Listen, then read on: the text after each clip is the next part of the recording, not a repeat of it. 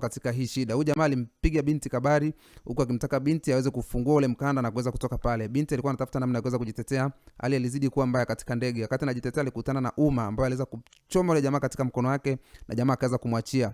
Yule mwingine aliweza kuanguka chini, lakini huyu Donovan aliweza kudakwa katika ndege na tai yake iliweza kusokota katika dirisha la ndege. Hivyo alikuwa anaweza kunyongwa kwa nje. Baada ya kunyongwa kwa nje, alikuwa akijaribu kuita kuomba msaada kwa binti, lakini binti hakutaka. Hivyo aliamua kuweza kushusha kioo cha dirisha na kuweza kuzuia ile hali ambayo jamaa alikuwa anaweza kukutana naye. Hivyo jamaa aliweza kupoteza maisha kule nje.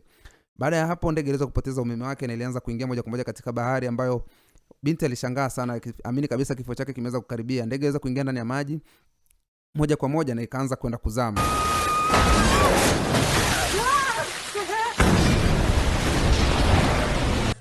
Mvua kubwa ilikuwa inanyesha, lakini pia radi zilikuwa zinaweza kupiga, huku ndege ilikuwa inaendelea kuzama katika bahari.